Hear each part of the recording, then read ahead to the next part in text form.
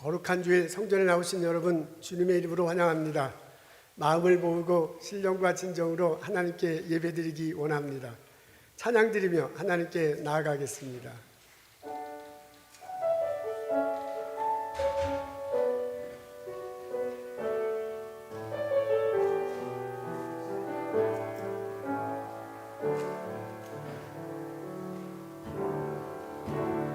이 시간 우리 예배는 목마른 마음 그대로 어떠한 욕심도 없이 주님만을 바라네. 이 시간 우리 예배는 목마른 마음 그대로 어떠한 욕심도 없이 주님만을 바라네. 오 주님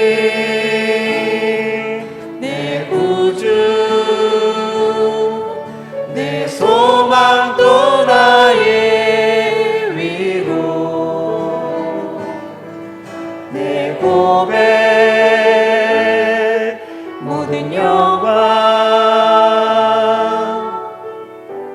주님께만 드려요.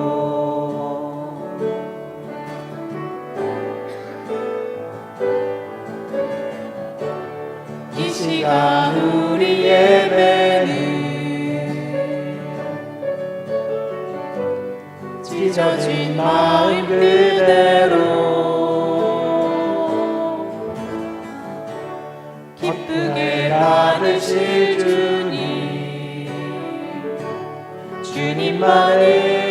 주님만을 바라네. 오 주님 내 구주 내 소망 또 나의 위로 내 고백 모든 영광 주님께만 드려요. 오 주님 내 구주 내 소망 또 나의 위로 내 고백 모든 영광 주님께만 드려요. 주님께만 드려요.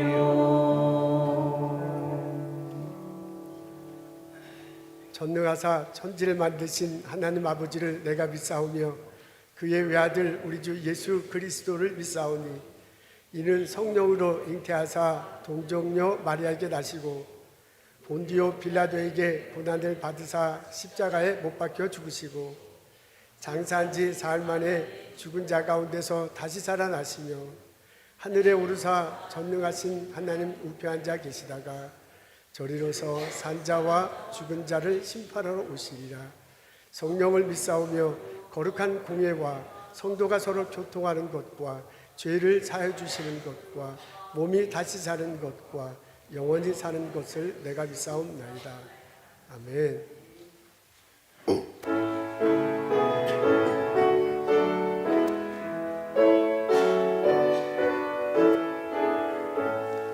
성도여 함께 할렐루야 아멘. 주 찬양하여라 할렐루야 아멘. 주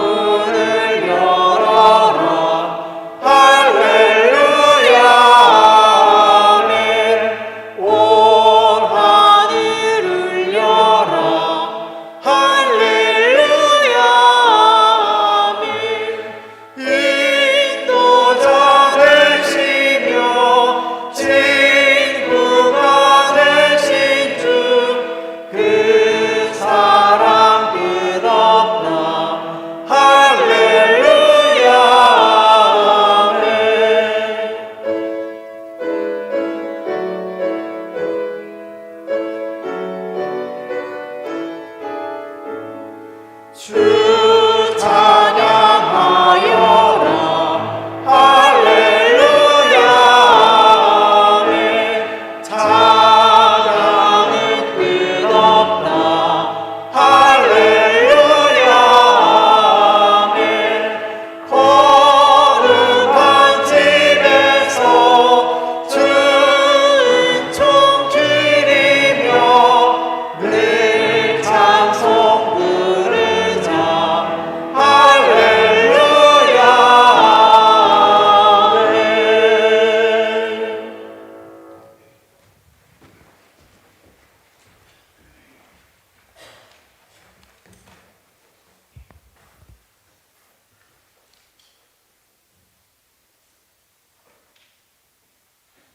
하나님 아버지, 저희의 예배를 받으시기에 홀로 합당하신 하나님을 찬양합니다. 크시고 능력이 많으시며 지혜가 무궁하신 하나님, 거룩하시면서도 자비와 긍휼이 풍성하신 사랑의 하나님을 찬양합니다. 온 우주의 창조주이시며 지금도 살아계셔서 이 온 세상을 돌보고 다스리고 계시는 주권자 하나님을 찬양합니다. 하나님 아버지, 거룩하신 하나님 앞에 감히 설 수 없는 죄인들인 저희를 사랑하셔서 예수님의 십자가 희생을 통해 저희의 모든 죄를 영원히 완전하게 용서해 주신 하나님의 사랑에 감사드립니다. 저희로 하여금 예수님을 믿게 도와주셔서 저희를 하나님의 자녀로, 하나님의 백성으로 삼아주신 하나님의 은혜에 감사드립니다. 하나님 아버지, 내 시대가 주의 손에 있사오니 라고 시편 기자가 고백한 것처럼 저희의 과거와 현재와 미래, 저희의 인생 전체가 하나님의 은혜로운 손 안에 있음을 고백합니다. 하나님께서 2026년의 지난 7개월 동안도 은혜로운 손으로 저희를 인도해 주셨음을 믿고 감사드립니다. 또한 2026년 남은 5개월도 하나님께서 변함없이 하나님의 은혜로운 손으로 저희를 인도해 주실 것을 믿고 감사드립니다. 너는 마음을 다하여 여호와를 의뢰하고 내 명철을 의지하지 말라. 너는 범사에 그를 인정하라.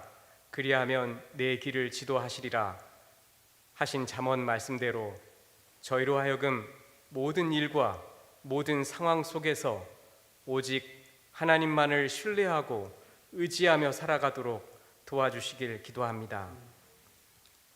하나님 아버지, 예수님의 삶과 죽음과 부활을 통해 이 온 세상을 새롭게 하는 일을 시작하신 하나님께서 지금도 이 온 세상을 돌보고 새롭게 하고 계시고 다시 오셔서 이 온 세상을 완전히 새롭게 하실 것을 인해 하나님께 감사드립니다. 저희에게 은혜와 능력을 주셔서 가정과 이웃과 일터를 비롯해서 하나님께서 저희에게 허락하신 삶의 모든 영역에서 이 세상을 돌보고 계시고 새롭게 하고 계시는 하나님의 일에 도구로서 쓰임받을 수 있게 도와주시길 기도합니다. 하나님 아버지, 가난과 질병, 폭력과 전쟁, 각종 재난으로 고통 가운데 있는 세계 여러 나라 사람들에게 하나님께서 은혜를 베풀어 주시길 기도합니다. 특히 장기화되고 있는 러시아와 우크라이나의 전쟁과 중동에서 벌어지고 있는 전쟁이 속히 종식될 수 있게 하나님께서 도와주시길 간구합니다. 성령한 교회 교우들과 그 가족들 가운데 질병 가운데 있는 분들에게 하나님께서 함께 해주시고 치료해 주시고 경제적인 어려움이나 고난 가운데 있는 분들을 위로해 주시고 도와주시길 기도합니다. 오늘 예배를 위해 섬기시는 모든 분들과 말씀을 전하시는 조목사님께 하나님께서 함께 해주시길 기도합니다. 우리 주 예수 그리스도의 이름으로 기도합니다. 아멘.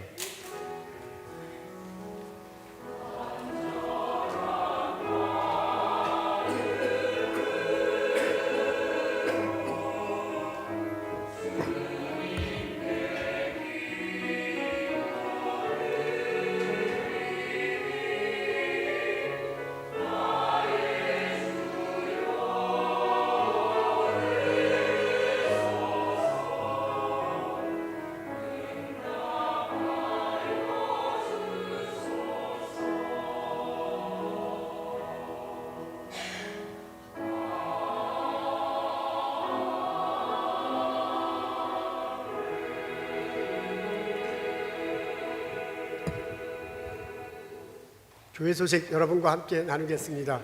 유아부와 초등부가 함께 여름 성경학교를 진행합니다. 8월 마지막이군요. 29일, 30일에 한다고 합니다. 토요일과 주일입니다.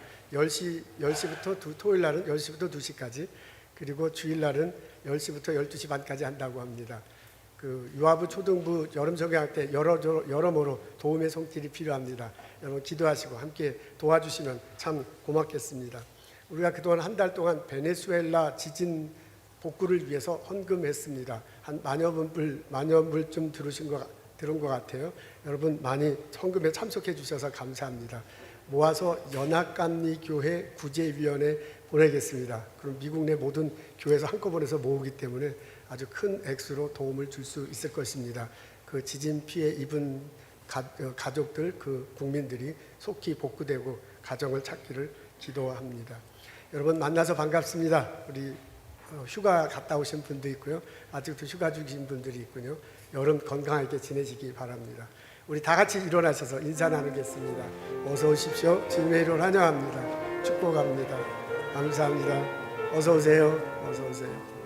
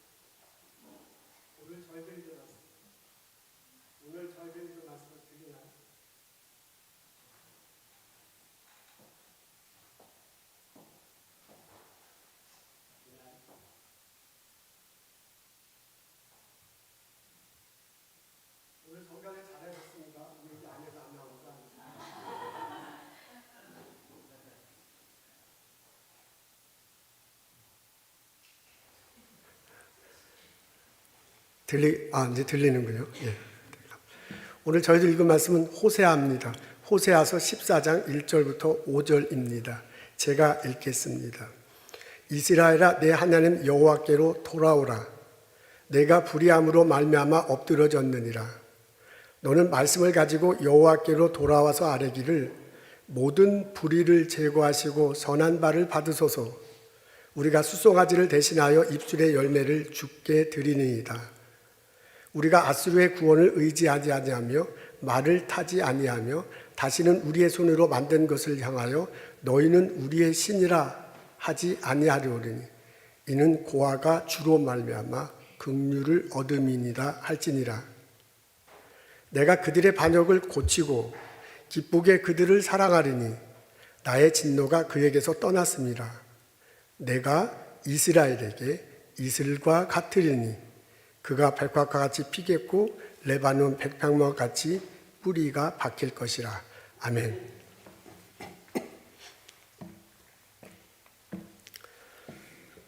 파랑새라는 제목의 동화가 있습니다. 모리스 메테르링크 씨가 쓴 작품입니다. 내용은 대체로 이렇습니다. 가난한 사냥꾼이 있어요. 두 남매가 있군요. 오빠와 여동생입니다. 크리스마스 이브날 건너편 집에서 화려한 파티가 열리는 것을 창문을 통해 바라보고 있는데 옆집에 사는 부인이 찾아와서 요청을 합니다. 내 딸 아이가 무척 아프니 딸을 위해서 행복을 가져다주는 파랑새를 찾아주십시오. 두 남매가 행복을 가져다주는 파랑새를 찾으려고 집을 나섰습니다. 제일 먼저 간 곳이 추억의 나라예요. 그곳에서는 이전에 돌아가셨던 분이 활동하는 곳입니다. 그곳에 가서 돌아가셨던 할머니, 할아버지를 만나 반갑게 인사를 했어요. 이곳저곳 돌아다니다가 파랑새를 발견합니다. 그래서 너무나 반가워서 파랑새를 품고 추억의 나라를 나서는 순간 아플싸 이게 어떻게 된 것입니까? 그 새가 검정색으로 바뀌더니 죽고 맙니다. 이 두 남녀가 이번에는 밤의 궁전으로 찾아갔습니다. 밤의 여왕이 다스리는 곳이에요. 무섭고 어둠침침한 곳입니다. 그 밤의 여왕이 파랑새 찾는 것을 막 방해를 하네요. 그래서 그 밤의 여왕의 방해를 무릅쓰고 용기 있게 파랑새 무리를 찾아다녔습니다. 어느 순간 한 곳에 가보니까 파랑새들이 막 많이 달아다니는 거예요. 여기가 바로 거기구나. 그래서 남매가 파랑새 한 마리씩 두 마리를 품고 그 나라를 떠났습니다. 그런데 이게 어떻게 된 것입니까? 그 밖을 나와서 빛을 보는 순간 그 파랑새들이 다 죽고 맙니다. 이번에는 미래의 나라로 갑니다. 그곳에는 아직 태어나지 않는 아기들이 있는 곳이에요. 아기들이 각각 선물, 발명품 같은 것들을 안고 있어요. 그래서 언제 태어나서 인간이 될 날만은 기다리고 있습니다. 그곳에서도 파랑새를 찾았습니다.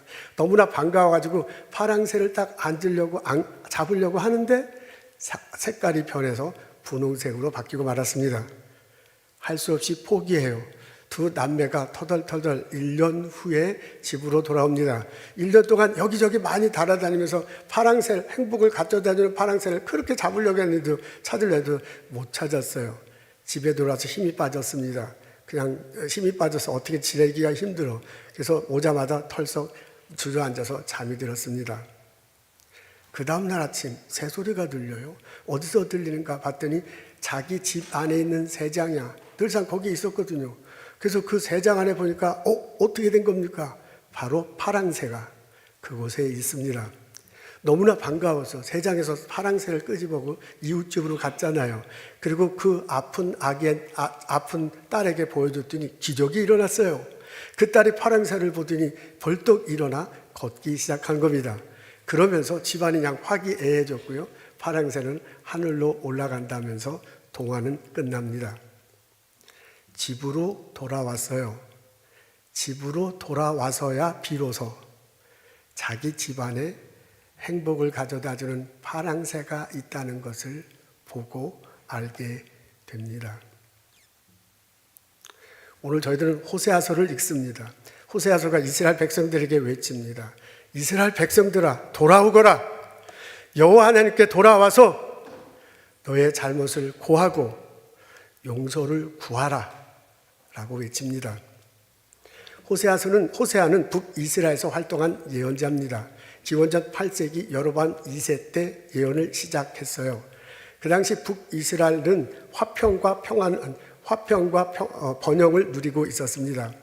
이웃 나라들과의 관계가 무척 좋아가지고요, 잃어버렸던 땅을 많이 회복했어요. 외교도 활발하게 했습니다. 그러다 보니 정치적으로 이 국제 정세 안에서 평화를 누리게 됩니다.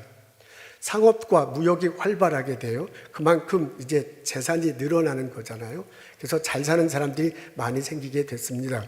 심지어는 그 다윗과 솔로몬 시대만큼 북이스라엘의 사람들이 잘 살고 있었습니다. 근데 문제가 있었어요. 빈부격차가 너무 심한 거야. 잘 사는 사람은 잘 사는데 못 사는 사람은 너무나 못 삽니다. 잘 사는 사람은 막 권력, 탐욕, 그리고 막 사치가 심각한데 못 사는 사람은 너무너무 못 살 그런 상황이 됐습니다. 이런 상황 속에서 신앙적으로도 타락해요.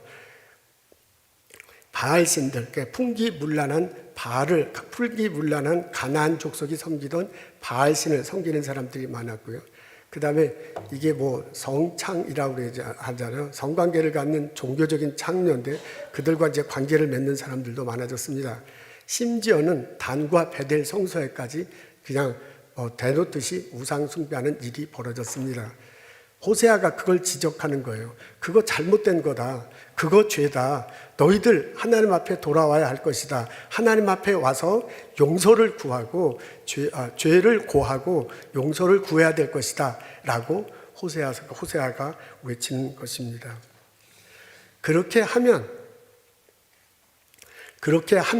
하나님께서 용서해 주시겠다고 얘기합니다. 그게 이제 4절에 나와요. 이 4절의 내용을 요약한 것이 앞에 있습니다. 우리 다 같이 읽겠습니다. 시작. 내가 그들의 반역을 고치고 기쁘게 그들을 사랑하리니 나의 진노가 그에게서 떠났음이니라. 내가 이스라엘에게 이슬과 같으리니 너희들 돌아와라 여호와께. 그러면 여호와가 용서해 주시고 은혜를 베풀어 주시겠다는 내용이에요. 그걸 이렇게 표현해 놨습니다. 여호와 하나님께서 진노를 거두시겠다고 합니다. 여러분, 호세아서가 전부 14장으로 되어 있는데 14장에 보면 이스라엘 백성이 잘못했다는 것을 막 나열하고요. 그런 것 때문에 하나님이 진노하신다는 내용이 나와요. 그래서 호세아서를 다 읽어보면 우울해. 그냥 막 하나님이 화가 나서 갖고 막 퍼붓는 내용들이 나옵니다. 14장 끝에는 이런 말도 나와요. 내가 새끼를 잃은 암곰이 돼가지고 이스라엘 백성에게 나타나겠대. 그러면서 염통을 꺼내서, 염통이 뭔지 알죠? 심장이야. 심장을 꺼내갖고 찢어가지고 먹겠다. 이게 참 무지막지한 말이죠. 내가 칼을 보내가지고 그 칼을 맞아서 아이들이 쓰러질 거다. 그 칼을 맞아서 임신한 사람이 이제 죽을 거다. 막 이런 식이에요. 그러니까 이게 내용 들어보면 굉장히 살벌해요. 그렇게 진노를 내리겠다는 내용이 가득합니다. 그런데 14장에 들어가서 그 진노를 거두겠대요. 너희들이 돌아오면 진노를 거두겠다고 합니다. 그러면서 하나님이 뭐라고 그러냐면 내가 그들의 반역을 고치겠다라고 합니다. 반역이라는 말이 나오네요. 통치자에 대해서 반대하고 통치자를 끌어내려고 하는 것, 그게 반역이잖아요. 한국 드라마 사극에 보면 이 반역죄인을 능지처참하소서 뭐 이런 거 잘 나오는데 그런 반역죄인입니다. 이스라엘 백성들의 행동을 반역으로 봤어요. 하나님이 왕이시고 이스라엘 백성들이 백성이잖아요. 왕과 백성과의 관계로 구약 성경에 자주 묘사되어 있습니다. 그럼 백성된 이스라엘 사람들이 하나님을 잘 섬겨야 되는데 왕으로 그렇게 하지 못하는 거예요. 하나님이 왕인데 그 왕 제외하고 다른 왕들을 자꾸 바라보고요. 그리고 다른 나라 사에게 기웃거리는 거죠. 그리고 자기 뜻대로 막 하려고 하는 거야.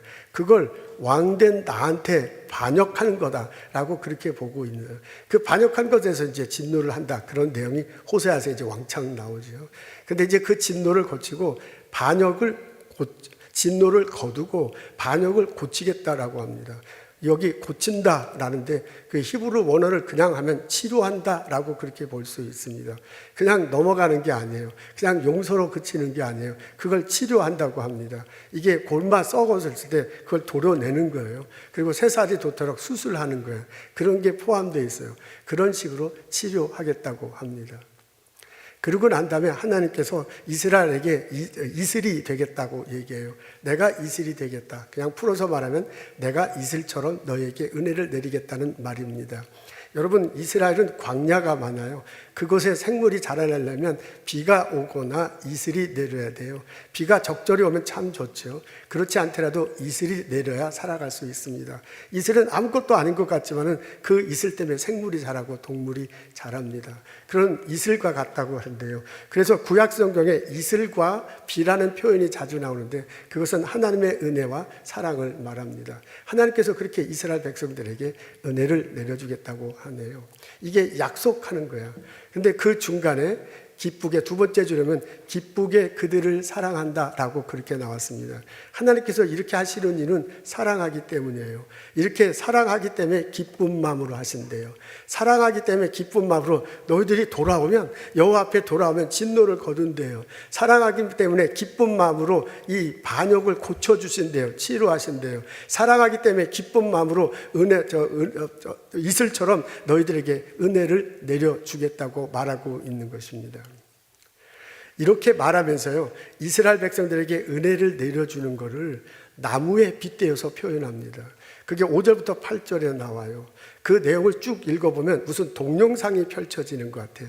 5절과 8절을 쭉 읽어보면요, 이렇게 동영상이 그려지는 것 같아요. 묘목 있죠, 조그만 나무. 그게 땅에 심어집니다. 그리고 뿌리가 이렇게 막 자라, 뿌리가 내려져요. 그리고 줄기가 생기면서 굵어져요. 가지가 생기고 잎사귀가 생기고 열매가 맺힙니다. 그런 장면이 그냥 그려집니다. 그려집니다. 근데 더 흥미있는 것은 그 나무를 묘사하는데 부분적으로 묘사해요. 뿌리는 레바논의 백향목 같다라고 그렇게 말하고요. 가지는 감람나무 같다라고 그렇게 하고요. 꽃은 백화과 같다 이렇게 이야기하고 향기는 레바논의 백향목 향기가 난다 하고요.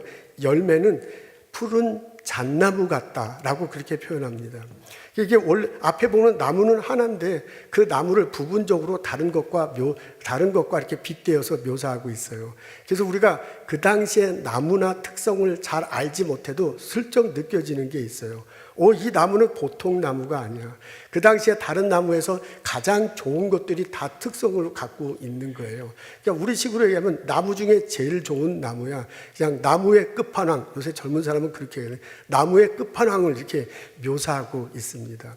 그만큼 이 나무는 이스라엘 백성들을 말하는 거거든요.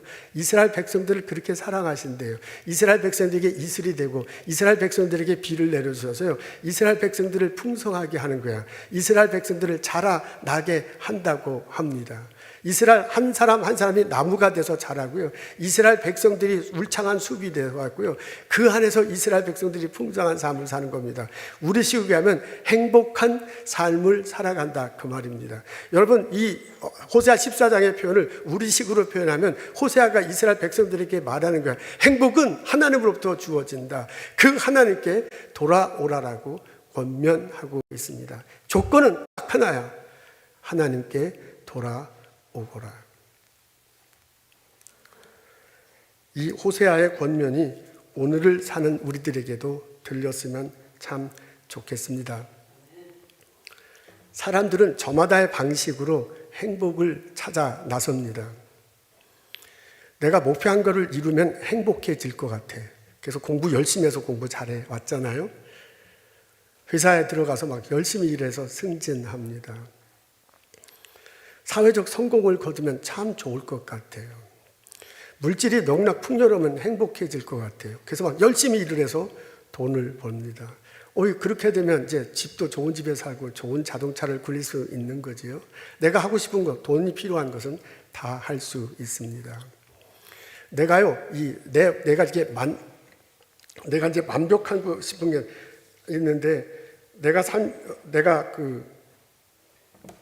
하고 싶은 것을 다 하면, 하고 싶은 건 다 하면 이렇게 행복할 것 같습니다. 그래서 여행도 가는 거지요. 그리고 맛있는 것도 사 먹고요. 자극적인 엔터테인먼트가 있어. 그 자극적인 엔터테인먼트를 막 다 하는 거야. 그러면 굉장히 기쁠 것 같아.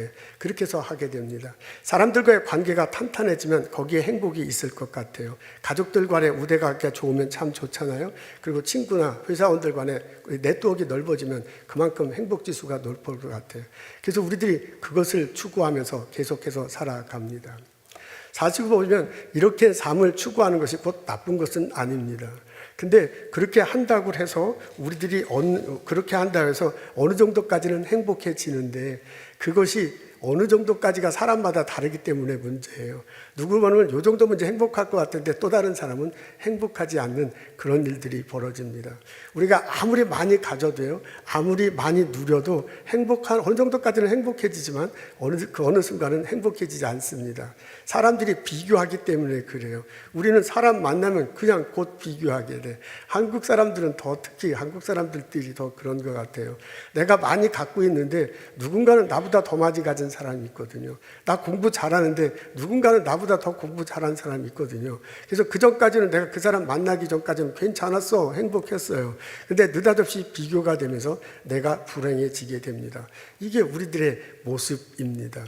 우리가 많은 물질적인 것을 가지고 많은 쾌락을 누리면서 만족할 수 있는데 그 만족한 것도 어느 정도까지는 만족한데 이게 만족의 끝이 없어요. 그냥 계속해서 이 만족은 덜 합니다. 이게 처음 할 때는 그게 굉장히 신선하고 좋은데 자꾸 하다 보면 그게 별로 좋지 않습니다. 우리 비행기 처음 탔을 때 생각해봐요. 우와, 비행기 처음 타고 그냥 외국에도 나거나 이코노미석이 어디야? 그냥 탄 것만 해도 감지덕지합니다. 근데 이코노미석 한참 타다 보면 프리미엄석, 요새 뭐 그런 게 다 생겨가지고 이상하게 프리미엄석이 자꾸 눈에 들어와요. 프리미엄석에 딱 앉아보면 비즈니스 처음 이거 참 들어갈 때 비즈니스석부터 보이잖아요. 비즈니스석이 딱 눈에 들어오는 거야. 아마 비즈니스석 타고 난 다음에는 1등석 사람은 누군가 그게 생각될 것 같아요. 1등석 타는 사람은 전세 비행기 있잖아요. 제트기 그건 도대체 누가 타고 다니는가? 그거 되게 궁금할 것 같아요. 이게 사람들이 다 그래요. 우리가요 어느 정도 선에서 만족하기는 너무너무 어렵습니다. 인간관계도 끝이 없습니다. 이 정도면 참 좋은 인간관계를 맺고 그 사람들과 함께 잘 더불어 살아갔건데 그렇지 않아요. 내 마음하고 똑같은 사람이 어디 있어요. 같이 어머니 뱃속에서 태어난 형제자매도 마음이 서로 다르잖아요. 그런 사람 찾기는 정말 어렵습니다. 어쩌다가 찾았다고 해도요, 그 관계가 계속되기는 정말 힘들어요. 그리고 내가 많이 가지려고 하고 많이 누리려고 하다 보면 주변의 사람들과 진정한 인간관계 맺기는 굉장히 어렵습니다. 내가 많이 가지려면, 많이 누리려면 남보다 빨리 해야 돼. 이 사람보다 내가 빨리 해야 되거든요. 내가 정말 많이 갖고 누리려면 이 사람을 누르고 이 사람을 누르고 올라서서 내가 그걸 가져야 되거든요. 그러다 보면 점점점 주변에 있는 사람이 사람으로 안 보여요. 주변에 있는 사람이 나의 경쟁자로 보이고 수단과 방법으로 보이지 인간으로 보이지 않습니다. 행복하기 위해서 우리들이 추구하는 것들이죠. 그게 나쁜 것은 아니에요. 그것을 통해서 우리가 어느 정도 행복을 얻을 수 있습니다.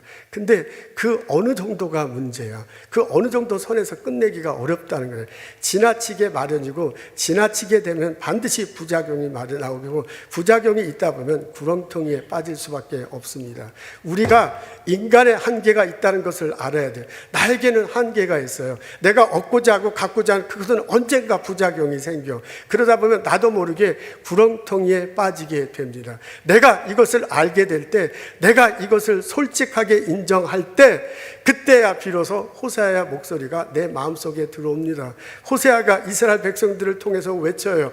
호세아가 오늘을 사는 나 어떻게 하면 행복할까? 어떻게 하면 많이 가질까? 어떻게 하면 누릴까? 발버둥 치는 나에게 소리칩니다. 여호와께 돌아오라. 그에게 와서 너의 잘못을 고하고 용서를 구하라. 사실 따지고 보면 이스라엘 백성들도 행복하고 싶어서 그렇게 했습니다. 이스라엘 백성들이 애굽을 떠나서 나중에 40여 년 만에 가나안 땅에 들어갔잖아요. 가나안 땅에 들어가니까 거기에 원래 살고 있던 사람이 있어요. 근데 그 사람들이 농사를 짓는 거예요. 자기는 예전에 이제 농사를 지었지만 이제 그건 이제 잊어버렸죠. 근데 농사를 지으니까 거기에 일정하게 곡식이 나오고 그것 때문에 일정하게 먹고 사는 게 보장되는 거야. 그러니까 이스라엘 사람들이 볼 때는 자기들보다 훨씬 더 잘 살아. 농사를 짓는 게 좋구나라고 생각돼서요. 가나안에 정착하자마자 한 게 농사법을 배우려고 무진장 애를 썼습니다. 그래서 자기들도 농사를 지면 먹는 게 일정한 수입이 있는 거잖아요. 그럼 혹시 이제 사는 게 이제 편한 거야. 그래서 농사 짓는 법을 배우기 시작합니다. 근데 농사 짓는 법을 배우다 보니까 이 가나안 사람들이 농사를 지으려면 비가 정기적으로 와야 되잖아요. 그 비를 정기적으로 해주는 신이 있다라고 얘기해 주는 거예요. 그러니까 비가 정기적으로 와야 농사를 잘 지고 그래야 자기들이 잘 먹고 잘 사는 건데요. 비를 잘 오르게 하려면 어떻게 되냐? 자기들이 섬기는 신한테 하면 된대요. 그 신 이름이 바알신이에요. 여러분, 바알신이 남성신이고 여성신이 있어요. 아세라, 남편과 아내인데 이 가나안 사람들은 이 신이 부부관계를 맺을 때, 좋게 얘기하면 성관계를 맺을 때 비가 내린다고 그렇게 생각했어. 이 신이 성관계를 안 맞으면 비가 안 내리는 거야. 그래서 이 신이 부부관계를 맺도록 어떻게 해야 되냐? 밑에 있는 우리들이 그거 성관계를 해야 이게 비가 내린다, 이렇게 믿었어요. 실제로 믿었어요. 그래서 그 신전 안에 여사제들인데 마리조와 여사제지, 이제 우리가 볼 때는 이제 몸을 파는 사람들이죠. 그러니까 제사를 드린 후에 이제 그런 관계를 맺는 거예요. 그러니까 남자들이 너무 좋은 거예요. 그래서 비를 막 내리게 하고 그런 거에 막 빠져들다 보니까 막 걷잡을 수 없이 바알신 이렇게 막 퍼져 나가게 된 것입니다. 그러면서 나중에는 그 신전의 베델과 단의 신전에까지 이 바알 신전이 막 퍼지게 됐어요. 그거 잘못됐다고 지적하는 거거든요. 사실 이스라엘 백성들이 처음부터 우상 숭배하다고 빠져들어간 게 아니에요. 자기네 먹고 살기 위해서 그렇게 했어요. 그러다 보니까 빠져들어가게 된 것입니다. 이스라엘은 약속 국가입니다. 주변 나라로부터 끊임없이 침략을 받았어요. 그래서 주변 나라 사람들을 그러니까 그 왕과 정권을 가진 사람들이 주변 나라를 의식하지 않을 수가 없어. 그래서요, 어떤 왕이 있을 때는 그때 호세아 때는 가장 큰 강대국이 아시리아였습니다. 그래서 아시리아 나라에 어떻게 하면 잘 좋은 관계를 유지해야 됐어. 어떻게 좋은 관계를 유지하기 위해서 한 방법이냐면 조공을 바치고 아양을 떠는 거죠. 그렇게 한 왕도 있었고, 주변의 다른 약소 국가들이 힘을 합쳐서 아시리아에 대항하기도 했습니다. 그렇게 해서 어떻게 하든 아시리아 손바닥에서 벗어나고 싶어 했어요. 그걸 다시 말을 얘기하면 왕과 지도자 입장에서는요, 백성들 잘 먹고 잘 살게 하기 위한 거야. 그 다른 말로 하면 그것도 나름대로 행복을 추구하기 위해서 그런 거였어요.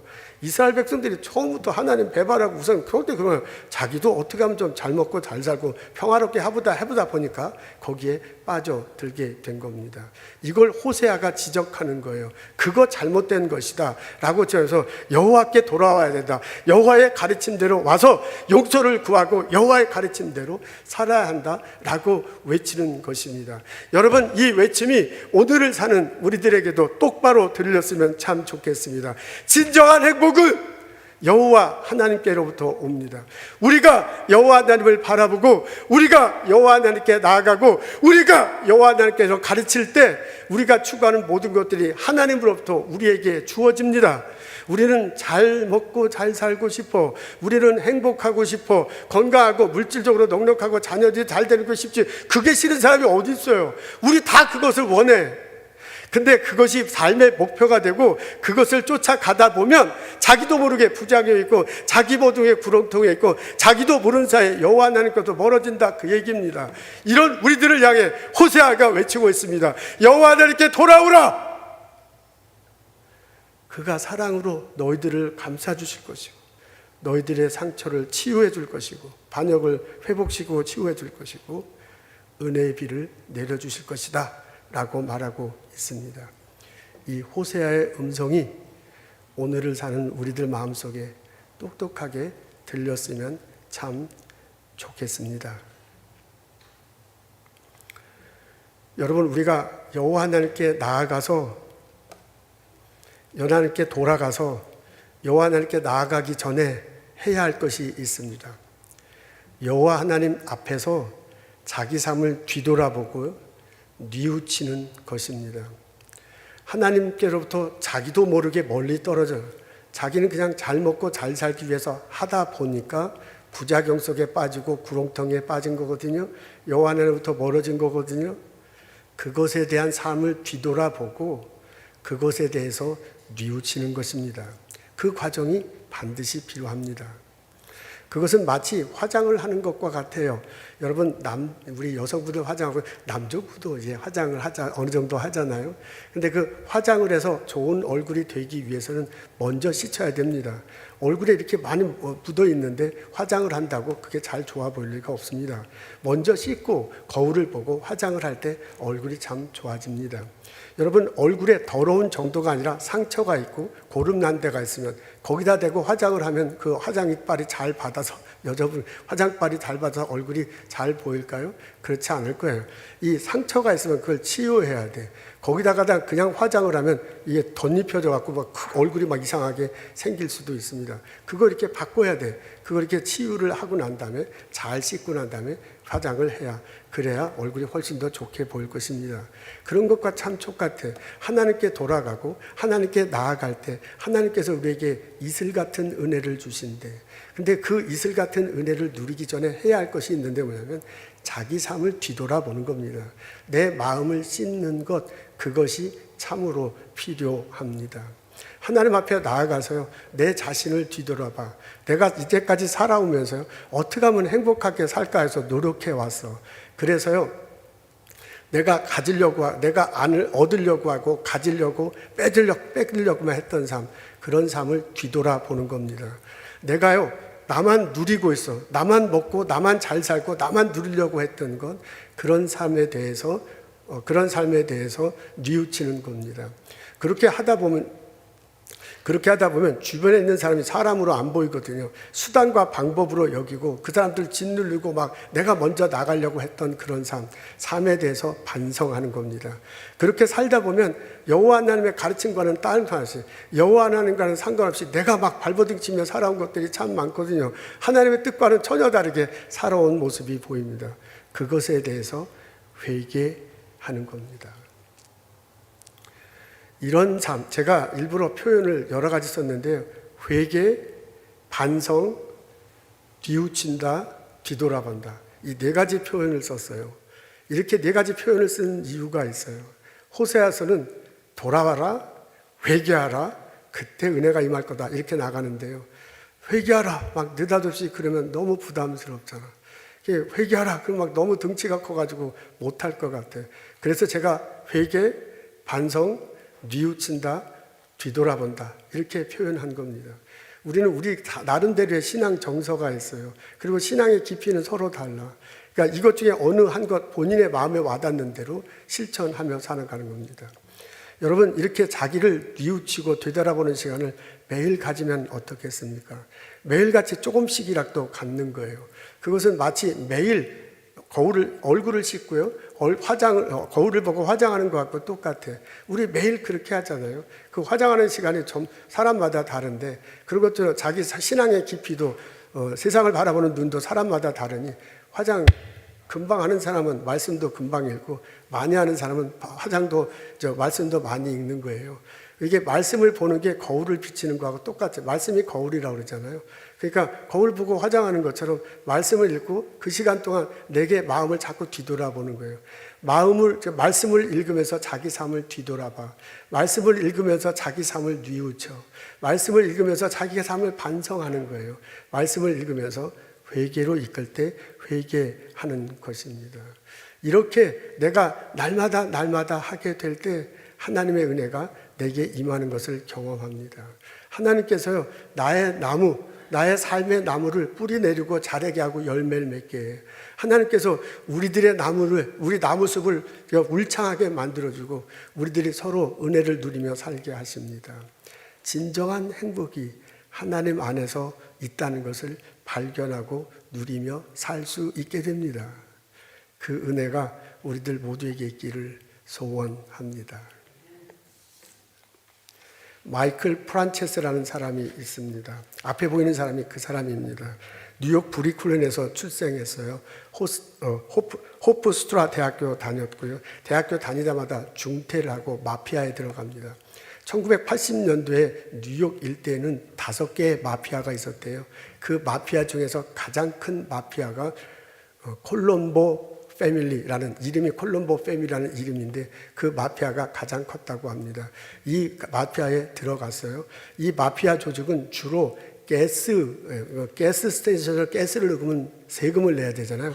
그걸 조작해가지고 거기서 이제 사기를 쳐서 돈을 이렇게 흡수하는 거예요. 그래서 5개 마피아 조직 중에서 가장 이게 돈이 많았다고 합니다. 여기에 이 사람이 들어가서 4번째, 5번째쯤 이게 보스예요. 이게 중간 보스인데 그래도 서열이 한 4, 5번쯤 됐는가 봅니다. 그래서 그 마피아 쪽에서 떵떵거리며 삽니다. 1980년도에 그 포춘 매거진에서요. 1986년도에 포춘 매거진에서 그 마피아 중에서 가장 영향력 있고 부유하게 사는 사람 50명을 소개했대요. 아니 포춘지에 그런 것도 소개합니까? 그 나왔다니까 깜짝 놀랐는데 그게 소개됐는데 50명 중에 이 사람이 16번째라니까 얼마나 기세등등한 사람인 줄 알 수 있습니다. 근데 나중에 이 사람이 이렇게 얘기해요. 그러나 나의 마음은 항상 불안했다. 돈은 넘쳤지만 마음은 텅 비어 있었다. 매일 누군가를 속이고 누군가가 나를 죽이려 했다라고 말합니다. 그 무렵에 아내 카미를 만나는데 처음에는 이 여자분이 모르고 만났어요. 근데 나중에 보니까 마피아 단원이야. 그래서 깜짝 놀라고 나도 안 만난다. 난 마피아 멤버하고는 결혼 안 했다. 막 이래요. 근데 너무너무 좋아했는가 봐요. 그래서 처음으로 이 사람이 마피아에서 떠날까 하는 그런 생각을 아내 때문에 들기 시작했다고 합니다. 1987년, 86년도에 경찰에 체포돼요. 공갈, 사기, 협박, 범죄 조직 운영라는 것으로 혐의를 받고 검찰에 넘겨지고요. 10년형을 받습니다. 근데 이제 감옥소에 들어갔는데 우리 비디오 같은 데 보면 감옥소에 들어가면 자기 조직이 이렇게 뒷바라지를 해주잖아요. 근데 이게 콜럼보 패밀리는 어떻게 된 게 조직원이 들어가서 뒷바라지를 해줘야 되는 게 아니고 이 사람을 자꾸 죽이려고 그래요. 이 사람이 너무 많은 비밀을 알고 있기 때문에 죽이는 것이 조직에 도움이 돼서 그런 것 같아요. 그래서 감옥에 들어가서 죽지 않으려고 팔버둥 치면서 살았습니다. 그때 누군가가 자기가 언젠가 하는데 독방에 있는데 잘못하면 독방에 갇히잖아요. 독방에 있는데 성경을 넣어주더래요. 그 전에 성경을 읽어본 적도 없어. 근데 나 너무 힘들고 불안하고 죽을 것 같다니까 성경을 읽기 시작했습니다. 특히 시편과 복음서를 열심히 읽었대요. 그러면서 마음이 흔들리기 시작합니다. 후에 그분이 이렇게 얘기해요. 독방에서 나는 처음으로 하나님께 진심으로 말했다. 제가 잘못했습니다. 제 삶을 바꾸고 싶습니다. 내 인생을 하나님 손에 맡깁니다. 그러면서 마이클이 이 감옥소에 있으면서 조직을 떠나기로 굳게 결심합니다. 10년을 마쳤어요. 마쳤어요. 근데 이 사람이 그 감옥 안에 있을 때 어떻게 하면 살아남을까? 어떻게 살아남을까? 굉장히 고민했대요. 하나님께 지혜를 구했대요. 그러면서 이 사람이 한 행동이 뭐가 있냐면 조직을 배반하지 않았습니다. FBI 멤버가 자꾸 와서 조직의 비밀, 돈을 그 루트를 알아야 될 거 아니에요? 그래야 그것 때문에 보스를 감옥에 넣으면 이제 조직이 와야 되는 건데 자꾸 회유를 해도 그 비밀을 알려주지 않은 거예요. 그러면서 보스하고는 아무 상관이 없다. 내가 다 했다라고 자기가 계속 책임을 떠안는데요. 이제 그게 다 조직에 소식이 들어갈 거 아니에요. 그래서 배반을 하지 않았답니다. 나중에 10년 후에 감옥에서 나왔어요. 그래서 가족을 데리고서 다 캘리포니아로 도망가. 그런데 그 중간 보스 이상의 사람들이 조직을 떠나면 거의 다 죽었다며. 단 한 사람도 살아남은 사람이 없대요. 그래서 FBI가 너 보호해 주겠다고 하는데도 FBI 보호 요청을 거절했대요. FBI 요원도 만나지 않고 콜럼보 패밀리의 조직도 만나지 않는 거야. 그러면서 자기 혼자 캘리포니아에 숨어 살았다고 합니다. 이 사람 살아남았어요. 지금 74세랍니다. 이게 중간 보스 마피아 조직에서 살아남은 사람은 이 사람이 유일하다고 합니다. 지금은 열심히 기독교 생활을 하고 있어요. 그리고 청소년들에게 범죄 조직이 얼마나 위험한가 이런 것들을 하고 있고요. 신앙 간증하면서 살아가고 있습니다. 이분이 자주 얘기를 해요. 나는 내가 살아남은 것은 하나님께서 보호하셨기 때문이다 라고 말한다고 합니다. 마이클은 하나님께로 돌아왔습니다. 하나님 안에서 진정한 행복이 삶의 의미가 무엇인지 알고 누리면서 살아가고 있습니다. 호세아가 우리들에게 권면하고 있습니다. 여호와 하나님께로 돌아오라. 그 안에서 하나님의 사랑과 은혜를 누릴 수 있습니다. 그 안에서 우리가 찾던 진정한 행복을 찾을 수 있습니다. 기도하겠습니다. 하나님, 예수님을 바라보고 예수 안에서 죄 용서 받았음을 고백하며 살게 하옵소서.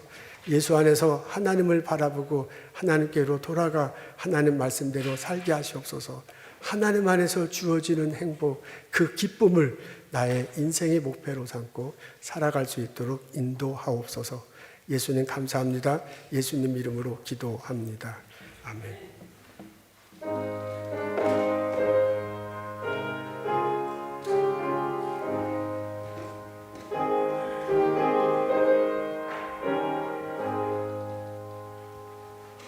고통의 멍에 벗으려고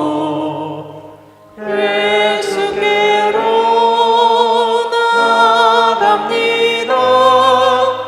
자유와 기쁨 베푸시는 주께로 갑니다.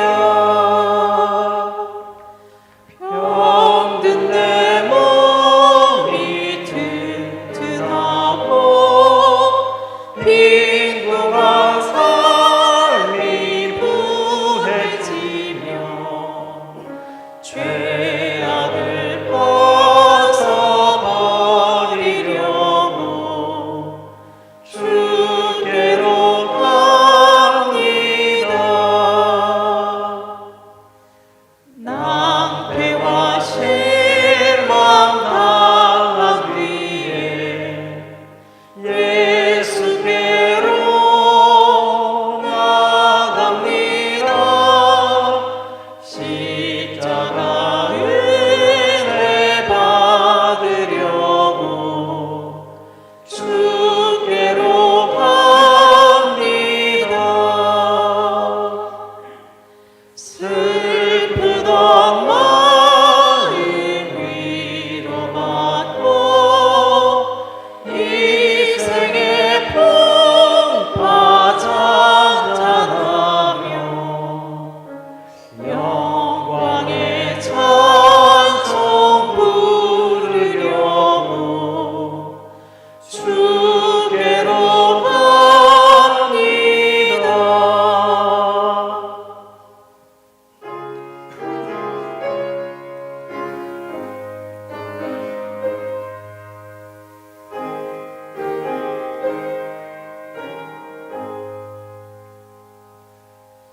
죽음의 길을 벗어나서 예수께로 나갑니다. 영원한 집을 바라보고 주께로 갑니다.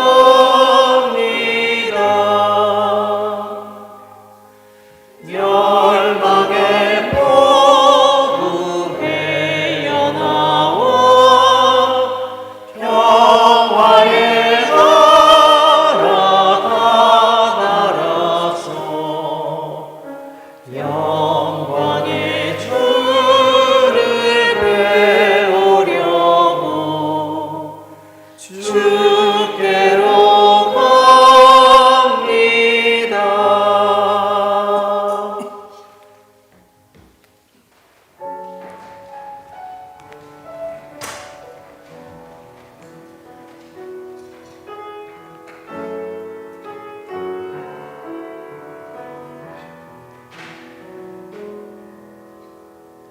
내 백성이 나를 떠나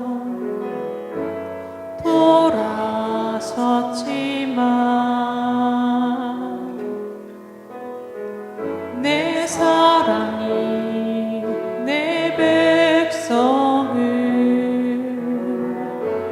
포기 못하니 내 모든 것 내어주고 나 그들을 얻으리라.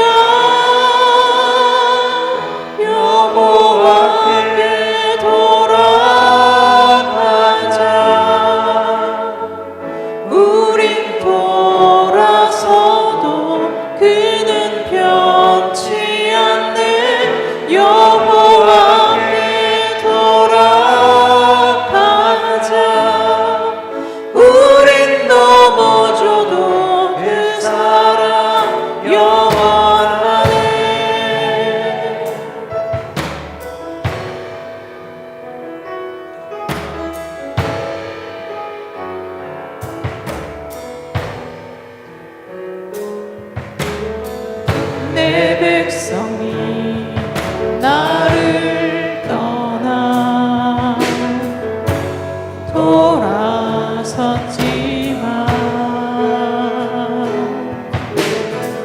내 사랑이 내 백성을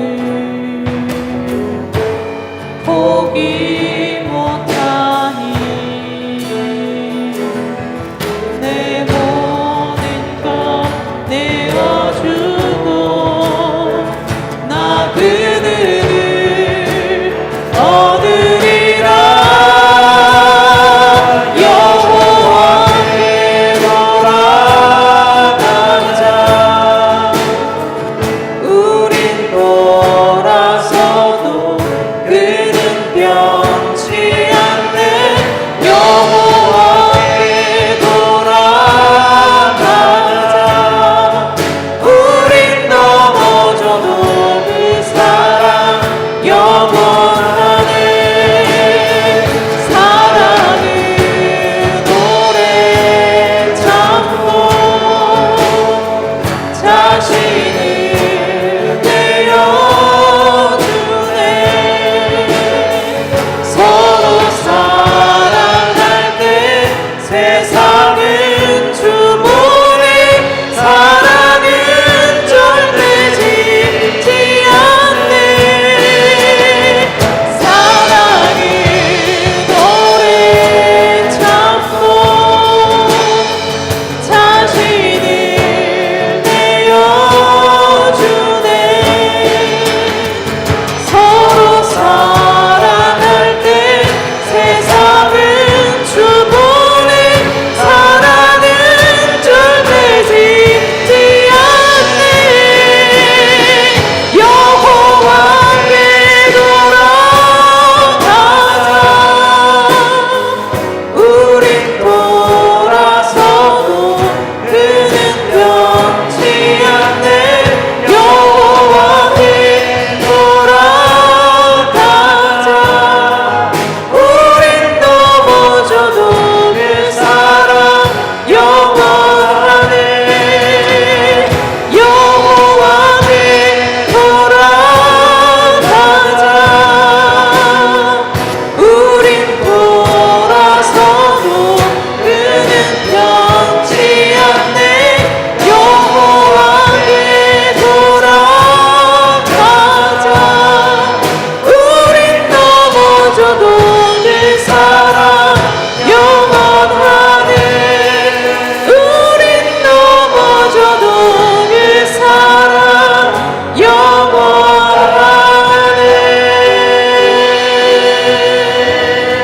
영원하네. 하나님, 주 예수 앞에 나와 말씀 듣게 해주심을 감사합니다. 내 마음을 뒤돌아보고 삶을 뒤돌아보고 뉘우치며 반성하며 회개할 수 있는 기회 주셔서 감사합니다. 여호와 하나님이 나를 사랑하신다. 여호와 하나님이 내게 은혜 주신다. 그 이슬 같은 은혜, 비 같은 은혜를 누리며 살아갈 수 있도록 저희들 도와주시옵소서. 하나님, 주께서 주신 많은 것 기억하고 거룩하게 구별하여 하나님께 예물 드립니다. 하나님, 받으시옵소서. 흠량하시옵소서. 믿고 받은 그 손길 기억하시고 하나님께서 큰 은총을 더하여 주시옵소서. 주 예수 그리스도의 은혜와 하나님의 무한하신 사랑과 성령님의 친밀한 교통하심이 오늘 예배드리고 돌아가는 우리들 모두에게 지금부터 영원토록 함께 하시기를 간절히 축원하옵나이다. 아멘.